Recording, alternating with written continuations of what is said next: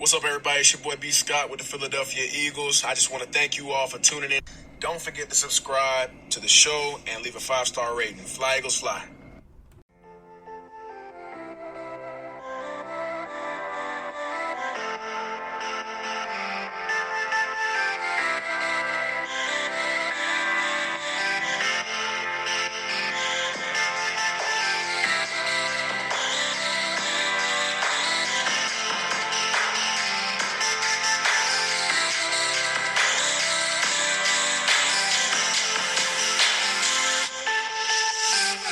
You are now listening to Eagles Brawl of the Brawl Network. What's going on, everybody? First episode of Bickering About the Birds. Conor Myles here, co-host. We also got my guy. What's up, Tyler? Talk to him. What's up, man? I'm pumped to get this started. By the way, Connor's got a really good professional voice. We were just chatting it up for about 5 minutes before. He's dropping F-bombs and S-word. No, I'm just playing. But no, I'm excited to be here. We are definitely going to be dropping some bombs on this show. It's no holding back. We got it, dude. It's brotherly love team. It's natural. You have to talk. It's natural talk, man. I'm excited. I'm excited to get this going. Conor is the brains behind all this. He hit me up and said he wanted to get a legitimate podcast out there, and I feel honored to be a part of it, and I'm excited, and I can't wait to talk shop with Jonny too. We got to get Jonny on it, so I'm pumped. So basically, I hit you up, and I was like, "Look, the hot takes are annoying. Yep. Let's talk about the birds. Let's just talk.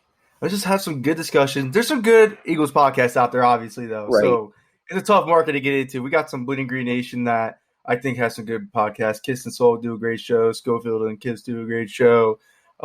Inside the Birds, I like with Kaplan and Geoff. They do some great stuff. So Mike K, we got to get Mike K some love. Mike K, yeah, I'll definitely get Mike K on here. He came on my last podcast, so I'll say something to him. But basically, it's just I'm tired of the hot takes, man. I'm tired of the hot takes. Let's just talk about the Birds. Talk about have some good discussion. That's why I hit you up. That's why I hit Jonny up, because Jonny watches film like I do.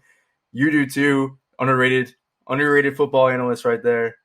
I remember we talked about Jalen Reagor right away.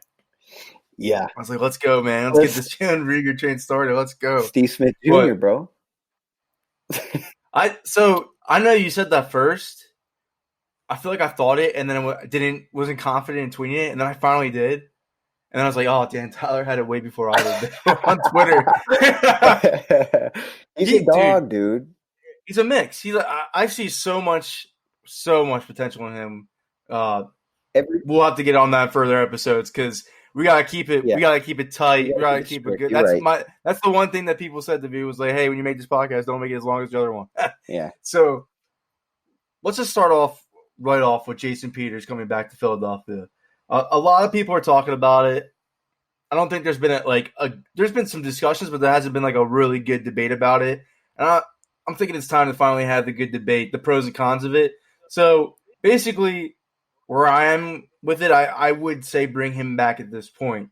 Now, the reasoning being, if you talked to me before the pandemic started, before coronavirus hit, and said, what would you do at left tackle? I probably would have said roll with Andre Dillard. Gets a good offseason to finally take over. No, he's the guy. But when you go back and look at him last year, it's just – especially in a year where you want Carson Wentz to stay healthy and not take a hit like he did against Jadeveon Clowney in the playoffs and keep your quarterback upright. The stats basically don't really say, because if you look at his numbers off the bat, he gave up 4 sacks, 17 hurries, only had 1 penalty when he started, but he played 283 snaps, and 183 of those were pass blocking snaps. So in the grand scheme of things, that's a lot for that amount of snaps. Heck yeah. Now you go into an offseason where his confidence was pretty much brutally shot when you put him at right tackle, which I think the Eagles have a tough time doing with young players. They shoot their confidence down. JJ Arcega-Whiteside, his confidence is completely shot. He came out, even questioned the coaching staff how they used him last year in that Spanish interview. Nelson Aguilar's confidence was shot.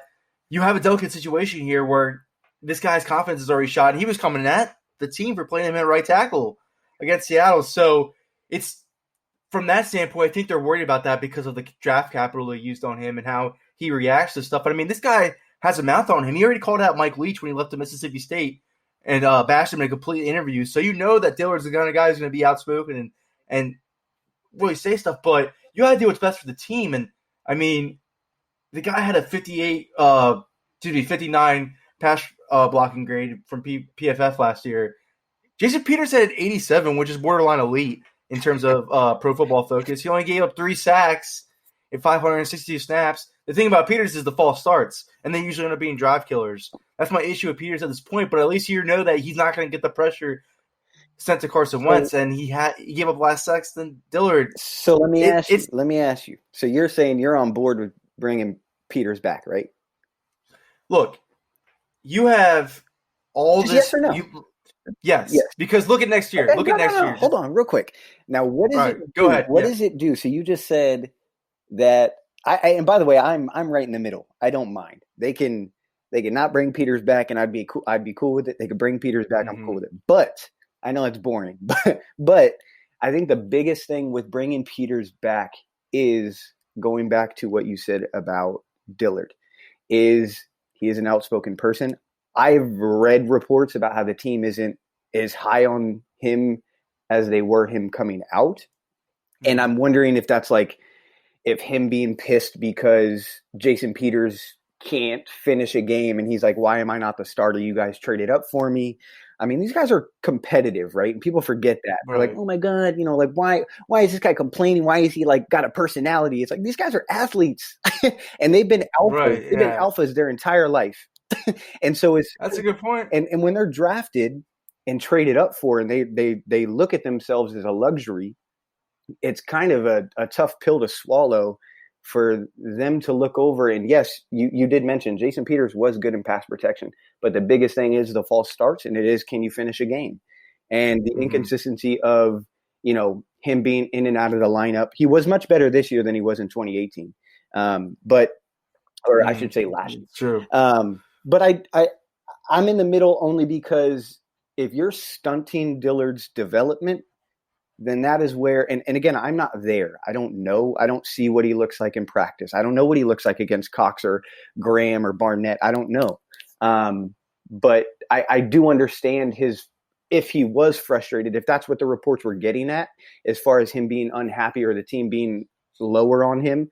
We also saw potential. I saw Jimmy Kempski's, his cut-ups at Dillard's, and it did hone in on the negative a lot, but I do think he also showed a shit ton of potential against guys like Khalil Mack. I mean, you don't just step in and you're just an average left tackle or right tackle and can show the potential he showed. So I'm kind of in the middle on it. I need a plan, and the front office would have to announce that to Dillard. Hey, we're going to bring Peters back. You're the starter, but what is the plan? Is Dillard the starter and Peters as a guard unless Dillard gets hurt? What's the plan? I think, dude, let's just be honest. He passed Mike Leach publicly in an interview. He came out and questioned why they put him at right tackle. He wasn't prepared. He said he would not take this well. Like you said, he is an athlete. He was traded up for. He used the first round pick on him. You tell him next time, like, hey, we need another year from you. On the bench. It's not, yeah, and you have to come in when Jason Peters gets off the field. I get it. Look, I think that's the reason why they haven't brought Jason Peters back yet. I truly believe that's the reason why. The thing is, though, which he might have to accept no matter what. You can cry. I mean, Brandon Graham accepted his position when they kept pushing him down the depth chart. He was a first-round pick on him. Look, this pandemic happened. Who knows what's going to happen? Mm-hmm. Who knows who's going to get trained or not? I can trust Jason Peters to go into Doug Peterson's offense. He's been in for years and start and play at a good level, and he looks good. Like, He still looks like a player in his prime. So I'm not worried about if he's going to be a bad left tackle or not. I know what I'm getting in him. I don't know what I'm getting in Dillard. Yeah, and we don't want wants to go down. That's a good point. And to your point, like if hypothetically they say, "Hey, Dillard, we're going to bring Peters back. He's going to be the starter. We're going to roll with it. you're the left tackle of our future. You're in our plans. We traded up for you, yada, yada. If he's going to be high maintenance about it and make it a huge deal, then that's kind of a red flag and lets the team. Oh, yeah, I'm not sure that's a player I want on my team. Exactly. If you can't take competition, and let's be honest, you didn't come out and show us like, hey, we need to move on for Peters. It wasn't that cut and dry. There was a lot of bad plays left out there on the football field. That's a huge. And I mean, look, I like Dillard coming out of Washington State. I didn't think he'd be at the Eagles pick. Nobody did. I don't know. It's hard, man. I hate to tell you, but the transition from the Pac-12 to the NFL is tough. It's different. Absolutely. It's harder for them than it is for an SEC player. And his biggest weakness is push, right? Like he can pass protect, man. Like you could set back and he can let a DN come to him and he'll be fine. But him moving in the run game is going to be a thing. But I mean, I think it took Jason Peters a little bit to get to where he was too. So like I said, I think there are a lot of variables that you and I don't see. We're not around the team. I've had a couple people who do have inside information DM me and say that, yo, this is legitimate. This Dillard stuff is real. There are actual concerns from the team. So who knows? There should be, dude. Come on. Yeah, 100%. He came out and called them out and said, like, dude, when you're with the Eagles, what's the number one thing they preach to their players? I would think that they do is versatility. Mm-hmm. Like, if we need you at one spot, you need to play that spot. Look at what we did on defense with all the versatility we had to go through injuries. It happens. It's the NFL. Life happens. They always preach that stuff. And if you're going to come out and, like, bash them for playing you at right tackle, look, we get it. That it wasn't the best idea, but they know you're better than Big V. They were hoping you would show what you can do for them as a first-round pick, and even then be more confident to move on with you than with Peters if you played well that spot. I just don't think he's ready. And look, his second offseason is probably to be the biggest offseason of any rookie's career, especially when they look like that last year. It's tough for guys like him and J-Job with this thing going on right now to really make a big leap when we don't even know if there's going to be a training camp. Yeah. So that's the only reason why I bring Peters back. And look, you have Dillard on a 3-year contract still after this season. You know what, bro? When you pick up that 5th-year option. Are you a salesman? You just convinced me, dog. I'm ready. Bring Peters back. I'm with it. No, but I mean, I get the legit. Look, there's the reason why we're debating about it is because there is a two-sided argument, like you said. That's why you're on the fence with both, because you explain perfectly why you move on with Dillard. That's the reason why. But it's really easy to trump my argument, and it is. We didn't draft you for the first 2 years, and that's if Dillard's going to be frustrated because he might ride the pine again, bro. Get the fuck over it. It's the NFL. Exactly. That's the point. And we have and like you mentioned too, this is Carson Wentz's team, bro. This is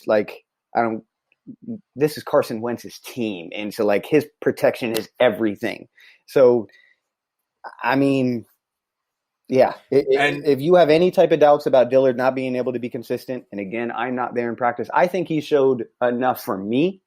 In games for him to adjust. I think repetition in that spot is going to be a lot for him. But I'm not there. I don't see the breakdowns that he has in practice. I don't know what kind of guy he is. Plus, man, if you're going to draft Jalen Hurts, you don't care if Andre Dillard's upset if you bring out Jason Straight Peters. The fuck up. Come on. Preach. Come on. That doesn't matter. Anybody. That's not what the Eagles do what's best for the team. Yep. Because look, James Palmer reported today that the Broncos, the Eagles, I think it was the Redskins, and another team checked in on Peters. So, I mean, you keep letting him out there. The team that didn't make a move like a left tackle, like the Broncos didn't. Make no mistake about it. Peters wants to be back too. Oh, he does. Yeah, absolutely. He wants the Eagles to make up their mind, though. Yeah, they got to hurry up. Especially, and you have to factor in too. The virus and everything, the lockdown. These guys don't want to change scenery, especially a guy like him. Yeah. And I know Peters isn't going to sign for that much money. Yeah. If he comes back to the Eagles anyway, so I'm not worried about this from that much. But I did some digging on their salary cap, and a lot of people are wrong about how much Eagle space they have. They always look at the number that says like the first 51 players on the roster and say, "Oh, that's how much cap space they have." They actually only have $4 million. 4? Like with everybody on the roster, rookies, undrafted free agents, everybody added in $4 million. So, sheesh. And you got to bring Curry back, dude. And next year is going to be tough. Like everybody's. Yeah, that's what I'm saying. Yeah. So here's my point of bringing Peters back is next year you're going to be making the tough decisions where you got to say, hey, we got to get rid of a couple guys. Peters gives you a chance to best win the Super Bowl right now. You have all the speed you needed. The defense is a lot. I think the defense is going to be a lot better, especially pass defense for sure. And we'll get into that in right a couple seconds. But you're right. There needs to be a good blend of like, do we win now or are we kind of bracing for the future? But when you have a guy like Carson Wentz, you're paying him the money you are. The roster's deep. You're going in and you're trying to win this year. So right. If Dillard doesn't pan out or if he's struggling still in year 2, then you can't just be like, whatever, we'll just figure it out at left tackle. Like, no, it's a pretty damn important position. So that's exactly if he goes out there and struggles and they decide not to bring him back Peters, that's another knock on Howie that he's gonna have to deal with from Eagles Twitter. Another knock. His burner's gonna have to see that. His burner's gonna have to look at that. Let's move on to cornerback 2. A lot of talk who's going to be playing opposite Darius Slay. I want to get into this first about why I think that's an overrated competition. Dude, there's people on Twitter that are begging for Logan Ryan. Have you seen Logan Ryan? Look, Logan Ryan's a well-known name, but he played awful last year. He almost gave up 1,000 yards. And he's really a slot corner. Yeah, he's probably slot. Exactly. They got Roby Coleman. They have Maddox that everybody thinks is a slot anyway. Logan Ryan never made sense. LeBlanc, yeah. So look, one of the best signings made a little sense, but I'm with you. It didn't make it. The cornerback 2 Prince would have been the one that I would have said to do, but it doesn't make sense. When go ahead, I'll let you go. Well, I just told you about the money, so let me explain that because people are like, wait, what is he talking about? Because I saw tweets that even the famous people were saying like, look, the Eagles have this much in salary cap space. When you go on SwatTrack.com and you look at their salary cap space in total now, they factored in the draft and everything, it says they had $22 million in cap space with the first 51 players on the roster. When you move a little bit over on the website, it says with everybody on the roster included, $4 million. So that's the reason why they weren't active in the cornerback 2 market. They're going to go ahead and see what they have in Maddox and Jones. If it doesn't work out, then really quick, I have a curious question, and I know this is way off base and nothing. You might get mad at me because this isn't anything we discussed before. Oh, that's fine. Go ahead. Do you think Alshon Jeffrey will be on the books starting 2019 or 2020? I don't think they have a choice now. I had Jimmy Kempski on my other podcast, and we were talking about that because I was like, you're always the one saying he's going to be gone. Like, he's out of here. What's going on now? It's just the Howie Roseman doesn't – he values his players, dude. Come on. He values his guys. He doesn't just give up on his guys. So if they weren't going to get anything for him in trade, they're not just going to kick him to the curb and take on that dead money, especially with what you said. The cap next year is screwed. They're going to have to move on from some key veterans next year and start over at some really positions that we weren't used to having turnover at. So – if you would have asked me in December or January or right after the season, I would have said it's a damn no-brainer. He's not on the team. Right, so did I. But and then with the new CBA, where you can kind of what's the word I'm looking for? You can kind of spread the money, the dead money, across. Yeah, you can. Yeah. That made I was like, okay, that still means that they can cut Jeffrey. But the longer this shit goes on, and the more I hear how he talk, and I grain of salt every time he talks, but bro, I think he's going to be on the fucking roster, and I'm kind of upset about it. I think he's going to. I know I am upset about it too. Look, I appreciate Alshon for 2017, great Super Bowl run, awesome everything. But I'll shake your hand. You called out your quarterback. Yeah, I'm off. You went to the media. I'm off you. You talked behind. You did the number one no in the locker room. Yeah, no. Don't mess with the team chemistry. You have your possession receivers regardless than Ertz and Goddard. You got your speed now. Jackson's back. You traded for Goodwin. You got Hightower. You got Rieger. And you got everybody just pent up with aggression towards Josina Anderson, bro. Like, right. Yeah, it's a bad situation, but if it wasn't for that extension, he's gone. Right. If Howie just wouldn't give him that extension, so you're gonna have to. But at the time, it's hard to critique Howie on that. It really is, because at the time it made sense. It was just, but I mean, you don't. I wish he would start, and I think he is starting to now because of how he moved on from Malcolm Jenkins. I wish he would have listened to analytics on that because, come on, I love it and everything, but Alshon, you can guarantee he's going to get hurt every year. He's on the downside of his career for sure. You don't extend players like that, but I get it. Yes, at the time it made complete sense, especially from the wide receiver position. Anyway, I just wish that they would take more analytics into it. But anyways, going into the cornerback, so. The reason why I'm not that crazy about this competition because either Vontae Maddox or Sidney Jones wins. I'm not sure they're going to be the answer this year, regardless. But look, they're going to benefit from playing the team's third best wide receiver probably with Slay on the other side, who I think is going to have a great year back with Jim Shorts. He's going to be playing not only just man coverage, he's going to be playing a mix of zone where he thrives in zone coverage. But the huge acquisition that I got that they got this offseason that nobody really talks about. Nicole Roby-Coleman. I love that move. When you had a slot corner in Patrick Robinson, it helped when you had corners like Jalen Mills and Ronald Darby on the outside. And then Darby got hurt even that year during the Super Bowl run. So look how they survived with the play that they had at nickel then. And now think of it now when you have a legit cornerback one who's going to probably, I would hope at least, shadow your number one wide receiver. And then you got Roby-Coleman in the slot where we all know where the NFL is with the slot position now. In this modern day of football, it's a passing league. There's a ton of guys that line up in the slot and dominate from that position. But you got a guy, Nicole Roby-Coleman, who is a proven veteran and has only given up 6 touchdowns the last 3 years. You can't write a better thing like that. Go ahead. Sorry, I cut you off. No, it's fine. I mean, he's had an above 74 coverage grade in PFF every year. I love that move. So you have cornerback 1 slotted down. You have the nickel slotted down. Whoever wins cornerback 2 is going to benefit from this. And I know you're going to go into this point in a minute, and I tend to agree if injuries happen, but I still think they want to see what they have at safety.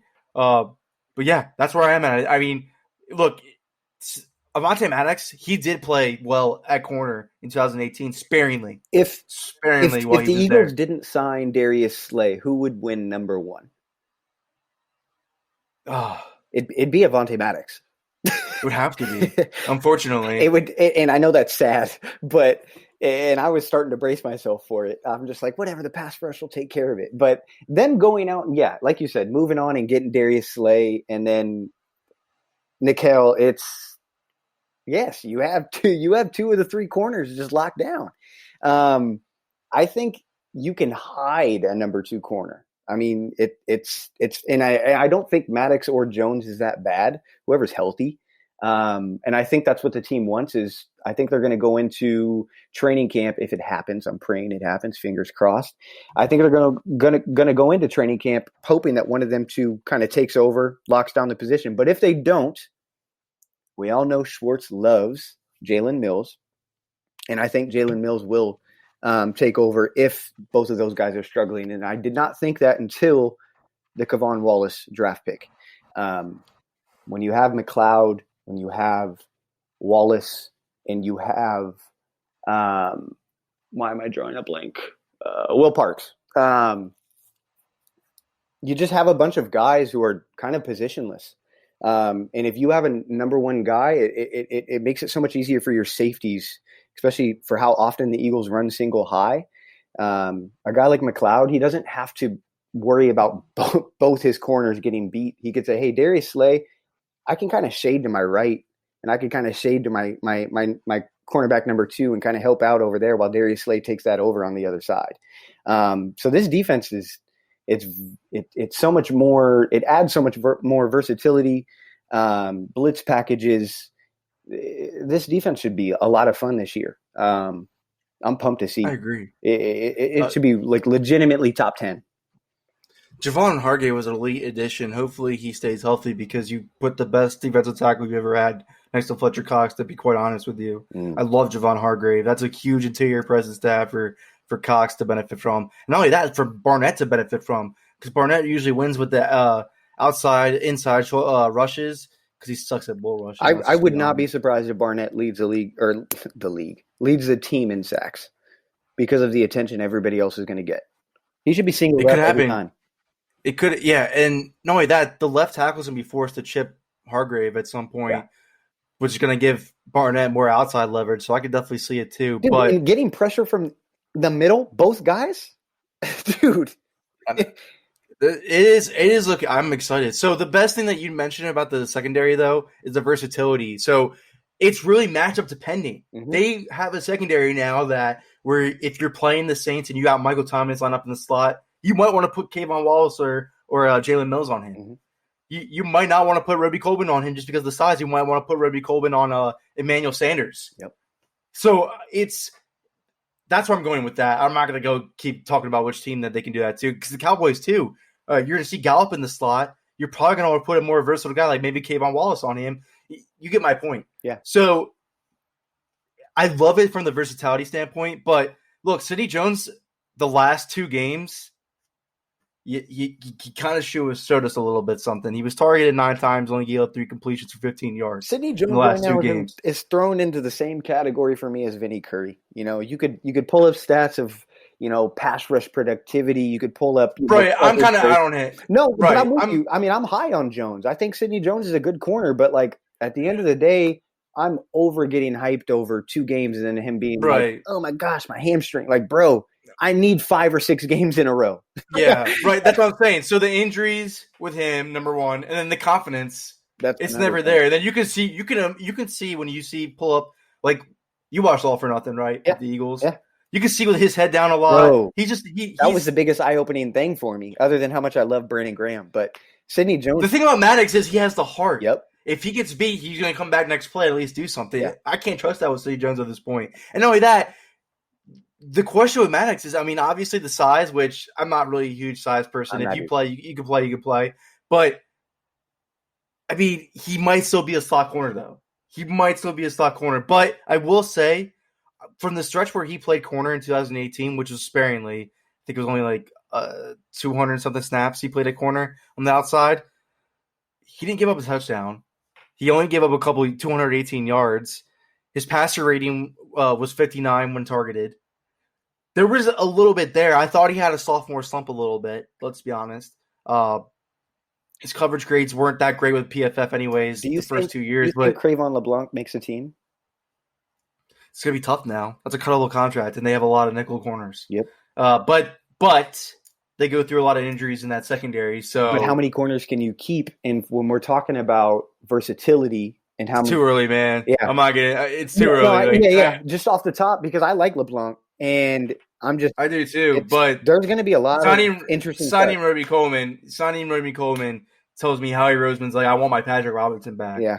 And this guy was very, very affordable. And so cheap, he's better.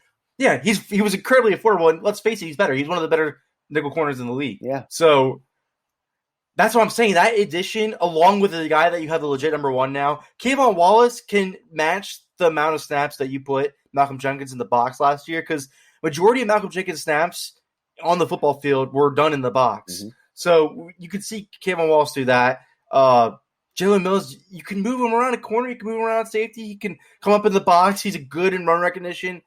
And then Will Parks is Will Parks. I think a lot of people are more higher on him than I am. I think he's a good depth guy at this point. Because look, with you. You had points when you had Marcus Epps out there. So I don't mind them loading up on depth. Let's be honest. I don't want to see Corey Grahams to the Sendejos of the world anymore. If you need that guy if an injury happens, if you need better depth at this point, you got Will Parks for $1 million. Great. But I don't think he's as great as everybody's saying he is. I think Mills is going to be better, dude. I think, dude, he was great at LSU at safety, I thought. 100%. So he's finally back at safety. He can go in the slot when he needs to. He definitely has eyes of a safety, not a corner. Right, exactly. And because he's always has his eyes on the quarterback. Yes. He always has his eyes on the quarterback. He could be fun at safety. Could be, yes. I think he could. I'm not going to get my hopes up either on him. Like you said, I'm not going to be like the Vinny Curry and the Sidney Jones and Nelson Aguilar of the world. They protected themselves. Yeah, exactly. So I'm confident in this defense this year. I am. I think losing Jenkins is just losing leadership at this point.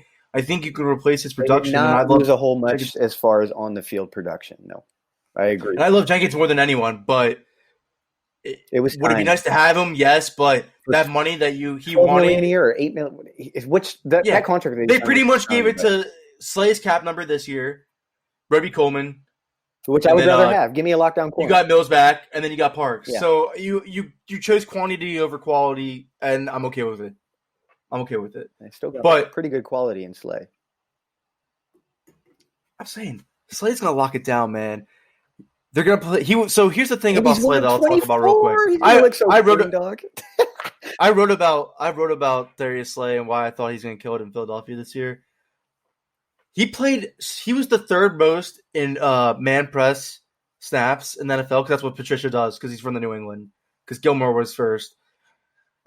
And, I mean, I don't want to say it's not his game because he can do it well. But when he hurt his hamstring in the middle of the season in Detroit, back in week 3, and it hampered him the whole entire season, you can't play man coverage with a bad hammy with wide receivers. You can't play especially speeder guys, faster guys. Yeah, exactly. And he still did. He still did it at a good rate. He's going to be healthy now. He's going to play a good mix of zone where he's been an elite zone corner. Yeah, bro. He's 29, dude. He's old, bro. He's old. No, I don't care. Yeah, I hate when people say that. Look, because people are like, well, the Eagles are doing the youth movement now. They moved on from Malcolm Jenkins. I argue they moved on from Malcolm Jenkins because his age and how his production was meeting his age and what he wanted in money when they flipped it into like 4 players. So, oh man, dude, Slay's going to kill it this year. They finally got a number 1 corner. That's why I'm not too, like you said, I'm not too worried about the cornerback number 2. They're going to be facing the second, the third wide receiver every game, you would hope. It's a good opportunity for them. And I think the nickel's position is going to be locked out now in the Cole Ruby Coleman. I love it. Love it. Love what the Eagles are doing. This defense should be fun. On defense. Defense will be fun. Offense will be fun too. All right, Tyler. We're gonna have more episodes. We'll continue talking about it all, but just give everybody the man. Tell them what's up because you're gonna start sharing this pod too, man. This is our thing. If you guys want some tweets, T Steggy NFL, T Steggy NFL. It's not Steege, it is Steggy. I often call out shitty takes because I hate them. I just hate hot takes, man. If you're going to have a hot take, you better have a reason for it. That's all. But we live in a time where like information is right at our palms. They're right at our fingertips. Mm-hmm. And so like, if you're going to tweet bullshit, you better have something to defend it because there's a lot of intelligent people on the internet. There's also a lot of dummies. So, but no, I'm excited about this podcast, dude. I really do appreciate you reaching out and, I can't wait for you, Jonny, and I to be able to hop on all together, and it'll be good. Yeah, we'll try to get 1 episode a week, maybe 2 if we get lucky, because I know we're all busy people. But we'll talk birds. We're gonna be bickering. It's gonna be fun. Yes, sir. Yes, sir. All right, man.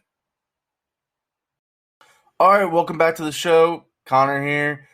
My co-host, Jonny Page, has now joined the show. He's ready to discuss his film pieces that he did on a breakdown of J.J. Arcega-Whiteside and Derek Barnett. Jonny, let's go, man. You excited for the new podcast? Yeah, it's been a while. I haven't done an Eagles podcast in about 3 years, I think. I was trying to work out how long it's been.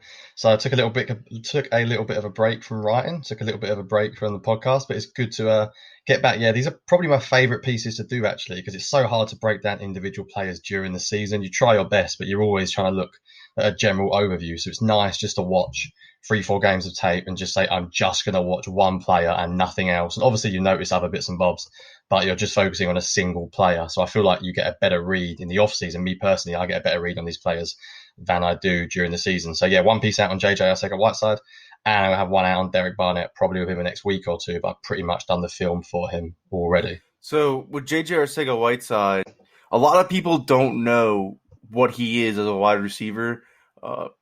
Very disappointing rookie season. I think a lot of people want to make excuses for it and say, injuries he had now since he came out in the interview and said he was hurt, learned so many different positions, was forced to play before he was ready because of injuries, everything under the sun. To me, it sounds like we're doing another Nelson Aguilar excuse for a wide receiver not living up to expectations all over again, if you ask me. What did you see when you watched J.J. Arcega-Whiteside's film that maybe we don't have that perspective on? Because to me, people are going to hate this because I know a lot of people want to have optimism for him as a wide receiver, but you draft 3 wide receivers, you added Marquise Goodwin, whatever J.J. Arcega-Whiteside can give you at this point, I'm fine with. It looks like Alshon's going to be on the team at this point.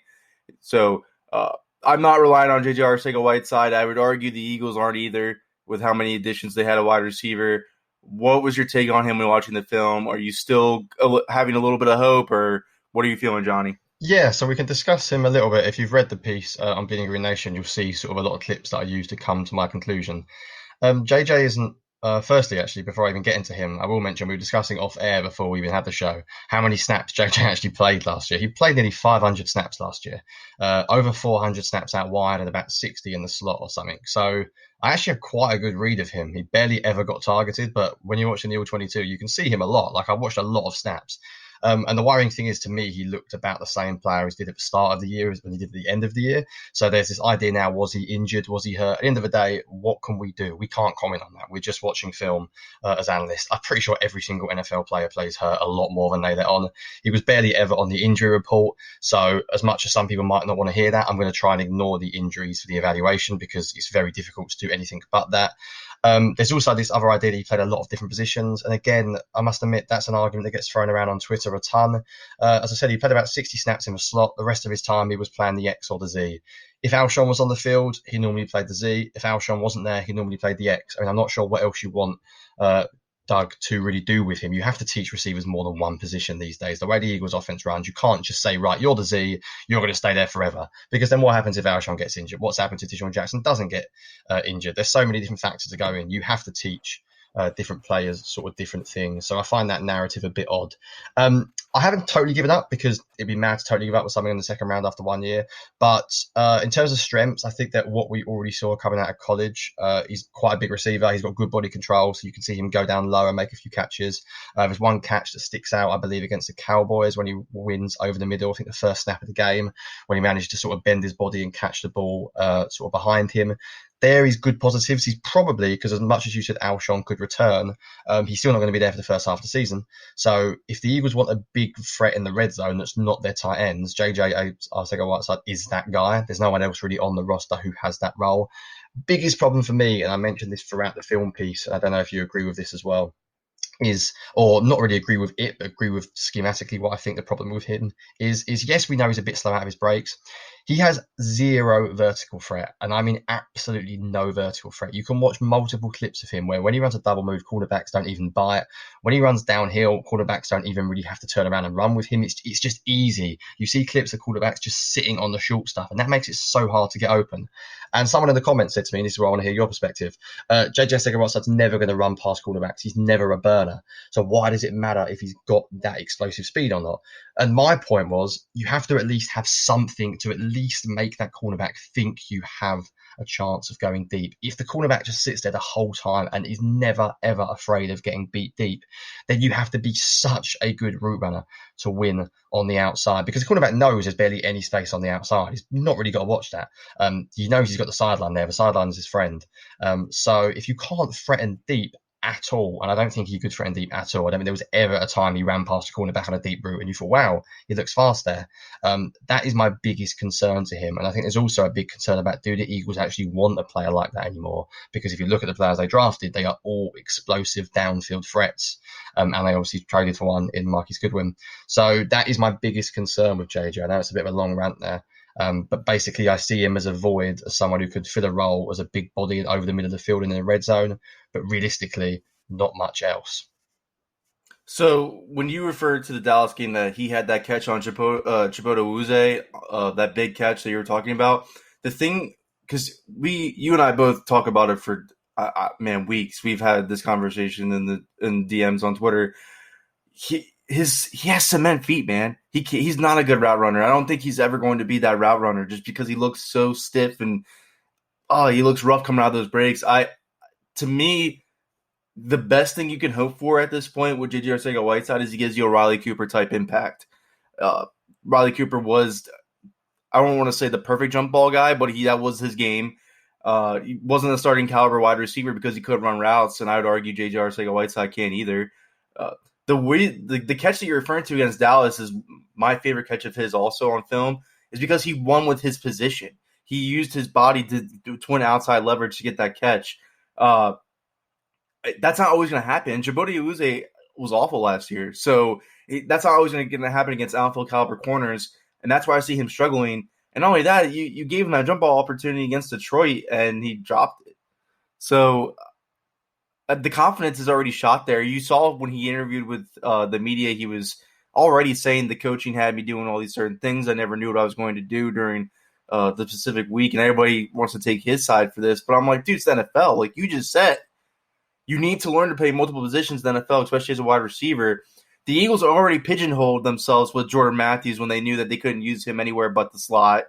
They had to regrettably figure that out with Nelson Aguilar too, that he couldn't be effective anywhere but the slot, and they were forced to play him outside a lot due to injuries to Mike Wallace, due to injuries to Alshon Jeffrey.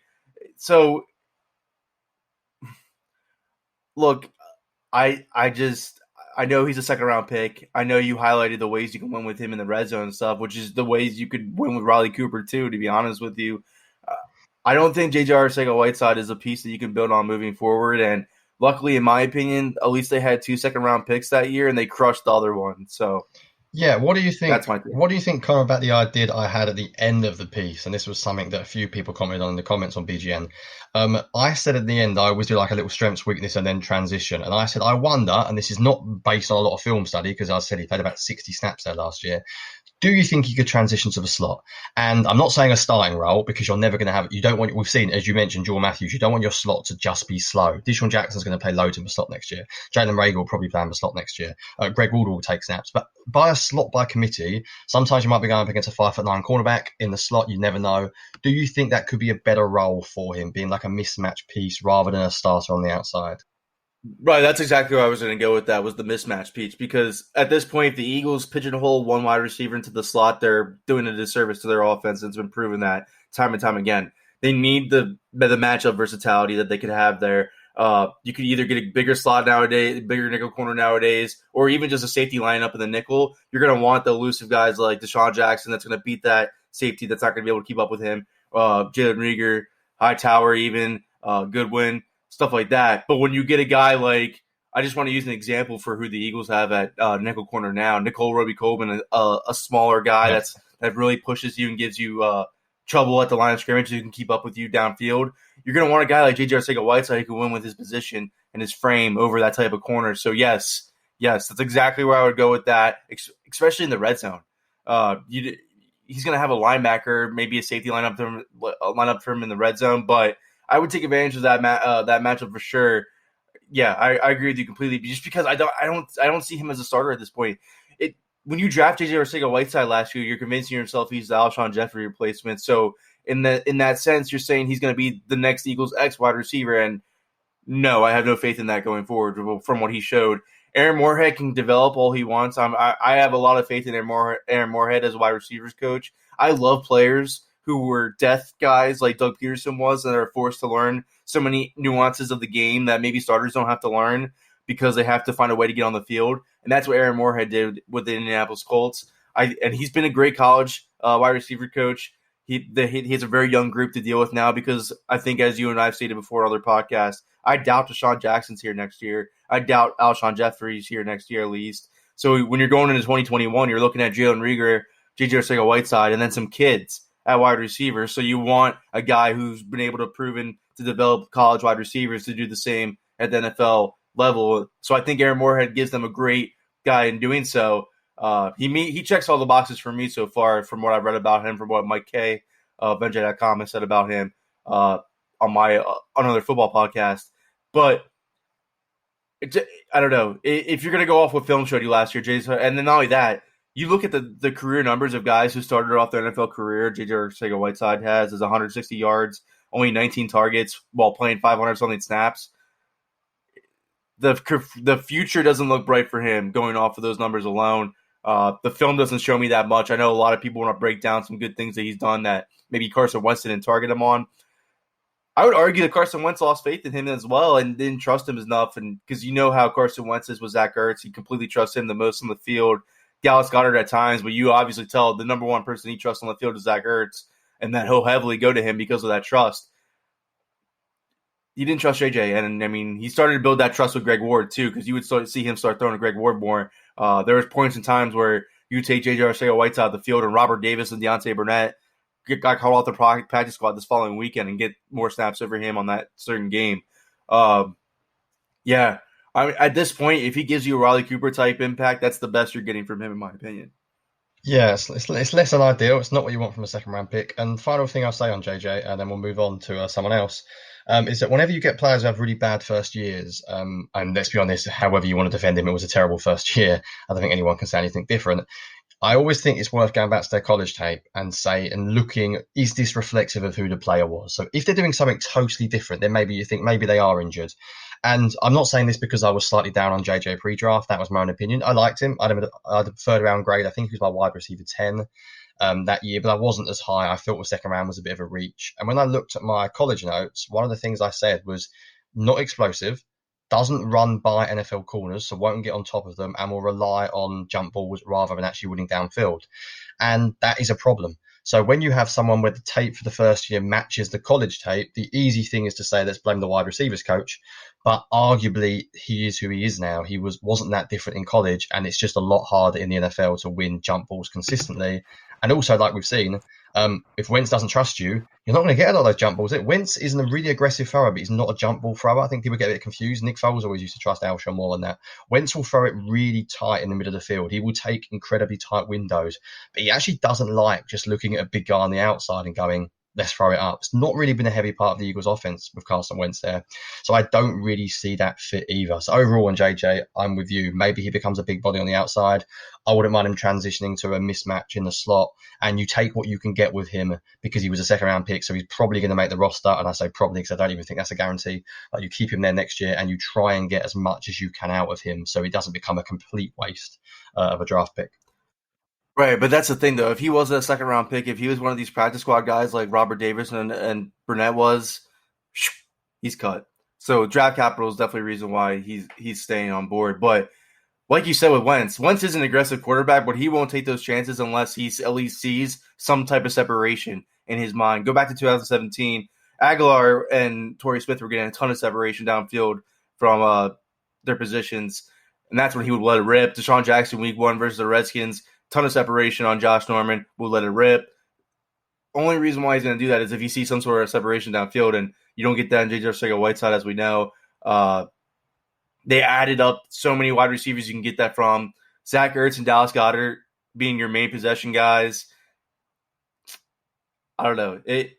It looks tough. It's a make or break year for him, honestly. I understand he's only going into his second season. New wide receiver coach already. Has this pandemic now where he had the biggest offseason of his career, I would argue, already up to this point, and he's not even going to be able to have the full experience because of the coronavirus. Yeah, I'm with you, though. If you can get him in the slot, win on mismatches or advantages, let him run the intermediate stuff and eat up all the yak that he can while these guys are burning zone coverage downfield.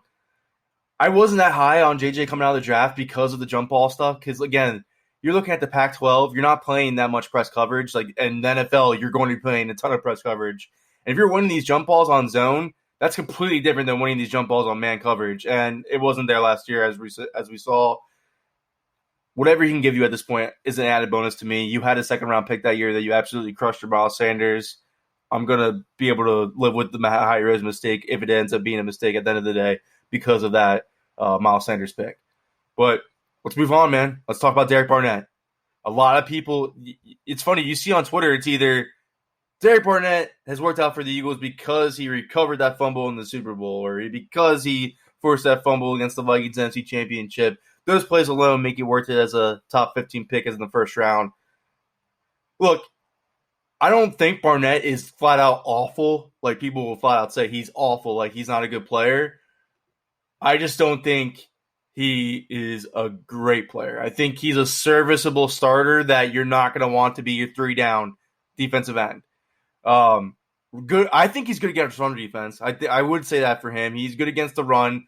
His PFF grades against the run his first 2 seasons were above 75, so that's good. Last year, he took a little downfall towards the run. I would argue last year he looked awful, but he was coming off injury. I think this year he will be fully back from that ACL, so you're going to get a little bit better of a player out of him. And you're hoping Javon Hargrave stays healthy, so he has that defensive tackle interior presence that lets him win more outside-inside leverage on the offensive tackle who has to chip block Javon Hargrave because their guard can't handle him.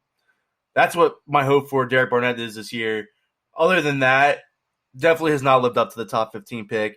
Definitely is not a guy that – because when you spend a top 15 pick on a defensive end, you want him to be an every down defensive end.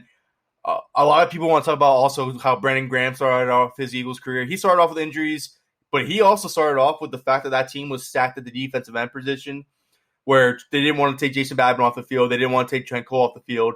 And then Chip Kelly comes in. They get Connor Barwin. They don't want to take Connor Barwin off the field. They don't want to take Trent Cole off the field until he finally decides Brandon Graham's time is to replace Trent Cole. That's why Brandon Graham's career really started slow. It was his injury and then being pushed down the depth chart. And then you saw the player that he can actually be when he came in and became a full-time starter. Derek Barnett's been a full-time starter. The Eagles handed him the reins. Jim Schwartz loves the guy. He's a complete defensive end in perspective of him being good against the run. Definitely lacks that as a pass rusher. I thought coming out he'd be better in a 3-4 base defense defensive end scheme, so he can stand up and rush the offensive tackle and win with more outside and inside leverage instead of bull rushing the tackle like we talked about in the group chat. I thought he's a really bad bull rusher, and now he comes into the NFL and he has not been good against the bull rush. I know you're going to bring up a Pacific time, so I'm going to let you have that. But, yeah, it hasn't changed the NFL. They got Matt Burke in now for the defensive line coach, so you're hoping maybe a change in the perspective makes him better in that aspect of the bull rush. Like I said, the best thing about this now is he's not playing next to a makeshift defensive tackle. He gets Javon Hargrave. You're hoping stays healthy. Malik Jackson comes in at times too. Maybe the interior guard isn't as good that's playing them, so the offensive tackle has to chip block those guys, which gives him more outside leverage to win on to get after the quarterback. That's all you're hoping for at Barnett at this point. Not an every down starter. Yeah, we're going to have to start bringing up some players where we disagree, but I've pretty much got the same opinion after what I've watched. And Barnett's a weird player because he's played so much, and like you said, with the ACL injury, it is worth taking that into consideration because ACLs can be a nightmare to come back from.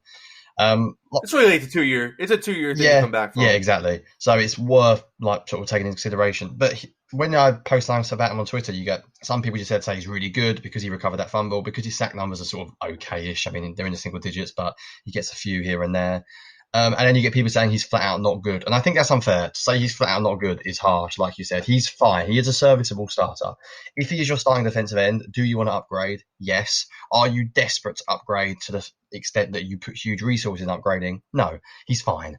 The Eagles don't need him to be a star because they've still got Graham, Cox and Hargreaves and others, so they can get by with him being average. But that's all he is. He's an average player. I mean, I watched him last year. And I watched 3 games in depth already, and I watched 1 or 2 more before I released the film piece. First 2 I watched were against the Lions, and he played against Taylor Decker and David Bakhtiari of the Green Bay Packers. Taylor Decker, and again, I'm not exactly scouting him loads, I'm using PFF for this, was the 27th best pass protector in the NFL, and David Bakhtiari was 2nd best. So Bakhtiari's got a very, very good grade. And he just didn't really win. Bakhtiari, he just won every sort of with ease. Bakhtiari won pretty much every rep except maybe 1 rep. I remember Barnett winning. Except for that, Bakhtiari had no problem. What Barnett is good at, and I will give him credit for, is he always plays hard. He's a lot, and I think that's why Schwartz likes him. He plays with a lot of hustle. You'll see him chase down quarterbacks on the edge. You'll see him sort of dive on a ball even when it's obvious someone's already recovered it. Sometimes that goes a bit too far and he plays a little bit dirty. We've seen a few hits. The one against the Packers comes out to mind. But I think he has that Schwartz mentality of sort of constant hustle, always going for it, and he will always try sort of 100% on every play, which I think that's why Schwartz likes him. But in terms of a pass rusher, he's just average. He's an average. If anything, actually, last year he was a below average pass rusher. I think Vinny Curry was quite significantly better on 3rd down. The difference is, Vinny Curry is not as good against the run as Barnett. Barnett is very steady against the run. He wasn't great last year. He got moved a little bit against the Lions I was watching, but it wasn't terrible. You can line him up on 1st and 2nd down, and you can feel comfortable that you're getting a decent run defender. So he's not a huge issue there. The problem, as you mentioned, is that, and it's funny you mentioned him lining up, actually, in a 3-4, because there's a few snaps last year where he stood up and he looked pretty good. So that's something Schwartz might want to consider at times, because there was a couple of times he went inside from a stand-up position where he looked quite good. His spin move was really poor at the start of the year. He started to develop that going forward. His ball rush move is non-existent, does not have the power to push defensive tackles back into the quarterback. And actually, quite a lot of the time, he doesn't even collapse the pocket. There was a couple of examples where quarterbacks were able to run straight past him because he was engaged and couldn't get off his block. He used to have that bend and that sort of dip move where he used to chop and sort of get on the outside, but you didn't see that as much last year, which was disappointing. And in the 3 games I watched, he had 2 sacks, for example. One of them was where a tight end tried to block him. Well, yeah, he beat the tight end, but you'd expect a starting defensive end to beat the tight end. And the second time was on a stunt against the Giants, against Nate Solder, where actually it was Cox took away the tackle in the guard and Barnett just ran inside. It wasn't anything to do with his own play. So Barnett's a bit of a concern for me because he's going to be the starting defensive end next year, and he's fine. He's average. He's not a worry. But if the Eagles want to be really, really good next year, I think their defensive line is going to have to be exceptional. I think it will have to carry the team. So what you want is for him to sort of take that next step. Maybe he needs to get a little bit stronger. But the problem with him getting stronger is the biggest worry I probably had out of overall was a lack of explosiveness, a lack of first step quickness. In NFL, if you're going to win outside against athletic left tackles, you're going to have a very, very good get off. And a couple of times he would judge the snap perfectly and he'd get off well. But except for that, you didn't really see initial burst. And that was something that scared me about him coming out in college. I think, as you know, when you break down the edge defenders, you need to win in the first 3 steps. That's basically it. By that 3rd step, you need to have already won the rep. And yes, you can win by getting your hands off later on in the rep, but it's harder. If you're going to win outside, you need to win within the first 2 seconds of that snap. By the time you hit your 3rd step, you need to basically be at a good leverage. Barnett rarely had that. I think good offensive tackles couldn't block him quite easily. So he's fine. I don't think he's as bad as people say. Some people, I don't think he's as good as other people say just because he happens to land on a fumble. The one thing I would say as well was when he has a bad rep, it seems to be a terrible rep. Like he just gets completely nullified. There's no like second wind. Once you get your hands inside him and you take him out the play, he's out the play. You don't see any sort of think later on in the rep. So he's an interesting player because he's going to start. He's going to get a lot of snaps next year. But I think if the Eagles defensive line is going to be really good, ideally you want him to get better because he's going to get favourable looks. He's not going to get He's not going to get chopped by or chipped by running backs. He's not going to get doubled by tight ends. He gets one-on-one basically every play because they're moving double coverage and double teams inside to Cox, and they will be for Hargrave next year as well. So he always gets one-on-one with a left tackle. So he's got opportunities to win, and I think he needs to take a few more of them next year, or I imagine the Eagles will look to upgrade that position more heavily the following off-season. Yeah, they would have to at that point, especially given his contract. They're not going to give him a second contract if he keeps looking like this. They can't. You can't, like you said, look, at this point, he's going into his 4th season.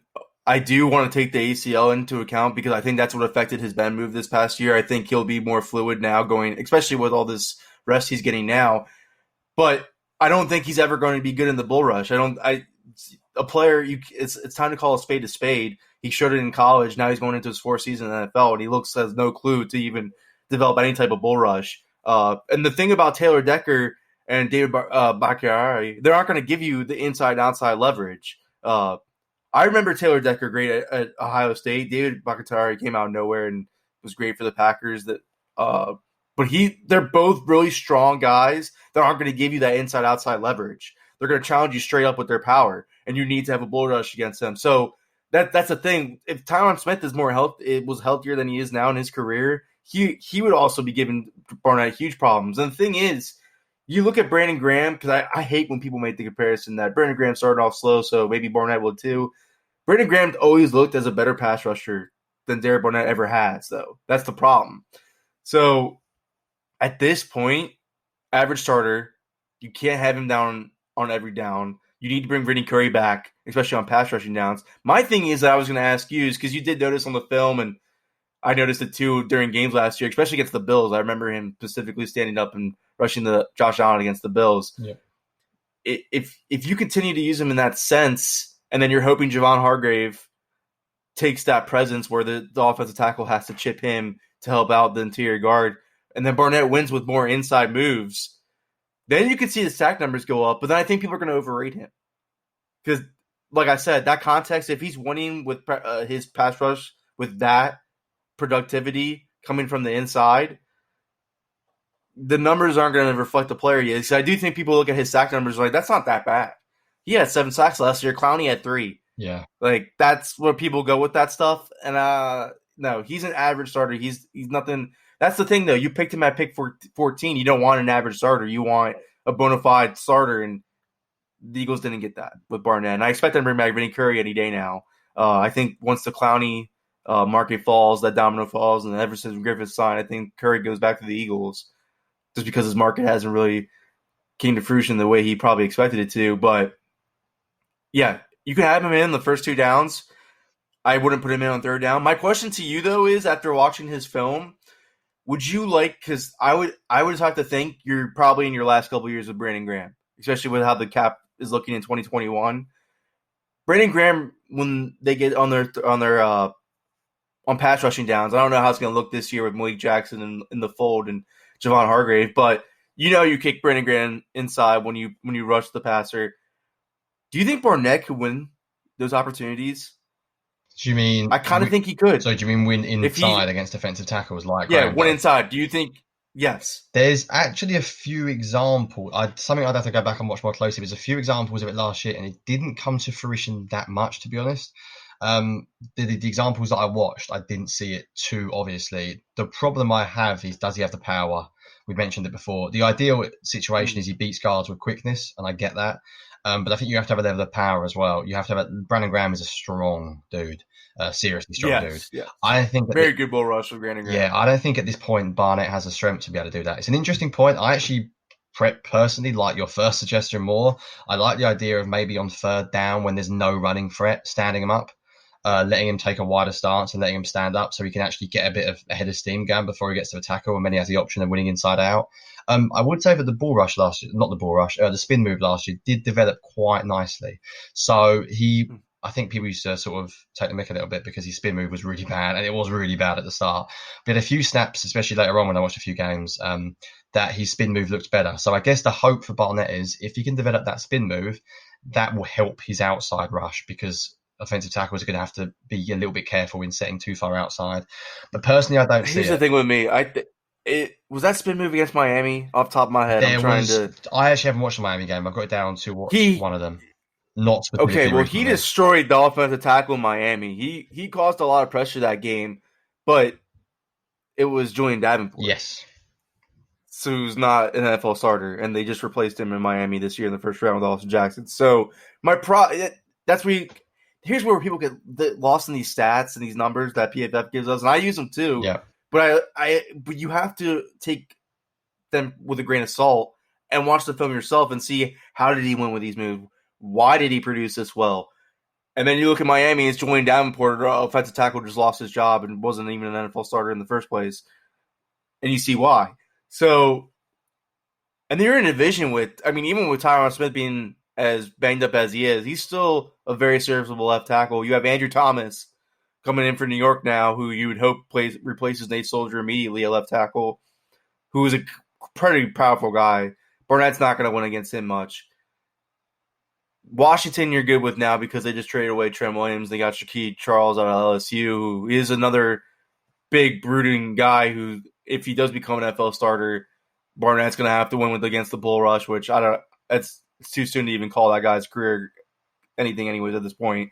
You would hope he beats him, a 3rd-round pick out of LSU. You would hope Barnett beats him. But the first 2 guys I mentioned, that's going to be tough against the division. You look at all the top teams, the playoff teams in the NFL, 49ers just got Trent Williams. I don't see Barnett winning many pass rush reps against him.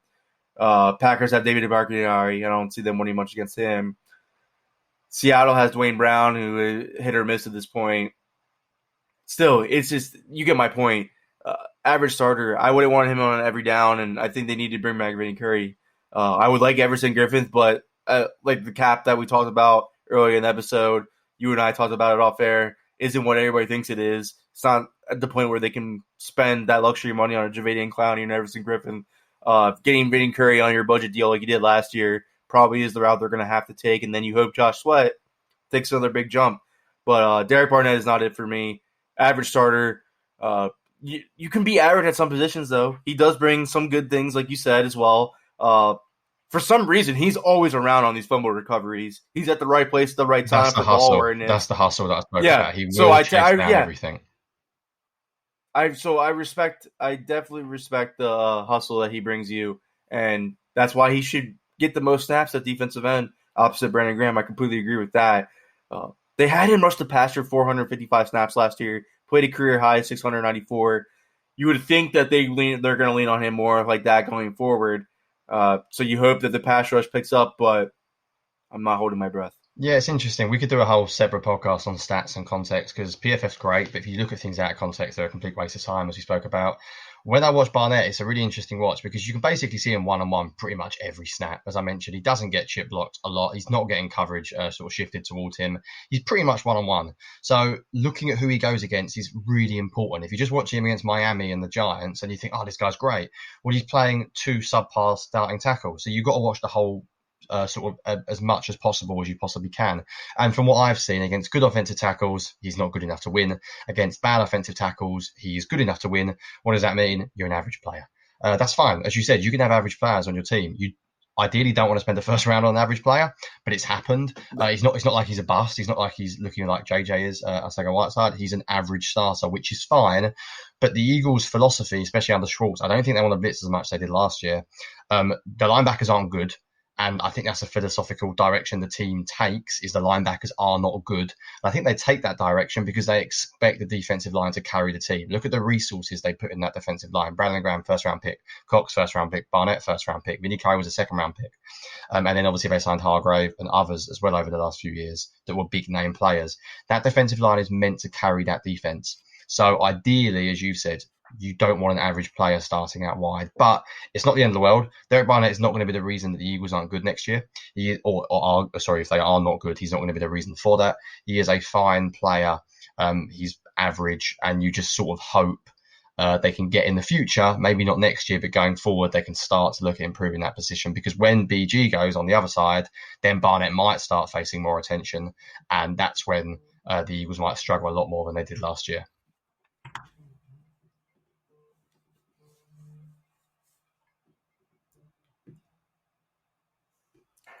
Well, here's my thing.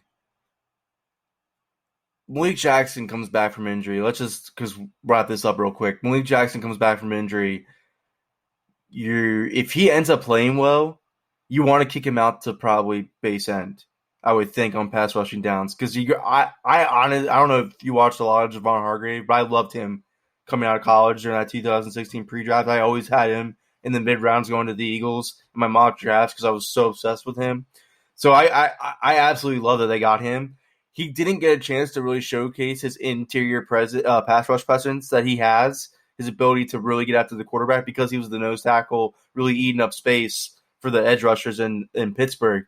So he's going to have a whole different role this year, and I think he's going to be an incredibly productive inside rusher with Fletcher Cox. I think that's their best offseason addition by far. I like Darius Slay, but Javon Hargrave pairing with Fletcher Cox is their best offseason pickup for me, in my opinion. If Malik Jackson shows you anything, though, you're going to want to get him on the field, correct? So I'm guessing on pass rushing downs, maybe if they don't bring Curry back, or even if they do bring Curry back, they kick Jackson outside, take Barnett off the field, have Jackson, Hargrave, Cox, Graham, Hargrave. I don't know. Yeah, they could do a ton of things with D-line right now, and it's going to be interesting because, like I highlighted earlier in the show, Matt Berkey's in charge of the unit now, so we'll see what the difference is between him and Chris Wilson.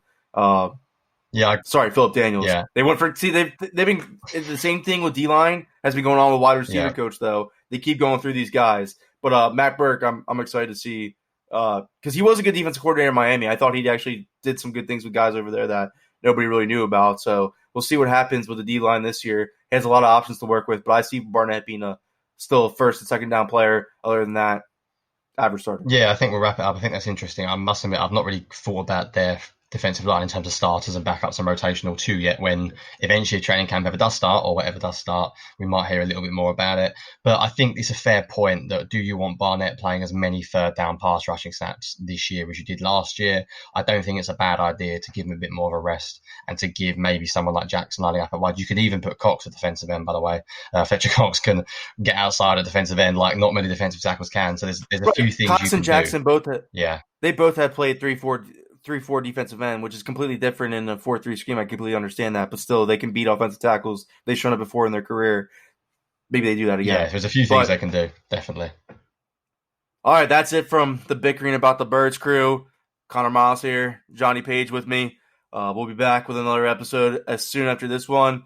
We're going to look to at least bring one episode a week. I know the time differences between Tyler being on the West Coast, me being on the East Coast, Jonny being in the UK is going to be tough to deal with, but we're all really excited about this show. We're going to keep trying to give you guys some good content. Ed Kratz comes on the next show. Be on the lookout for it. Oh, yeah, and Jonny, promote your ready, man. Come on. Oh, yeah. You got some good film pieces going on for Bleeding Green. Yeah, at Jonny Page 9 is always on Twitter. I try and get one out probably about every 2 weeks in the off season. Depends how much time I get. At the moment, I've got a fair bit of time, but it takes forever to cut clips. So currently, if you go to me, now you've said that, I'll put it as my pin tweet. You can read the one on JJ Arcega-Whiteside that has lots of Eagles fans going mad. But there you go. All I say on my film pieces is I try and basically ignore every previous bit of film I've ever watched on them and just study what I'm watching there. And then I try and have no sort of draft biases or anything. I just basically say what I think.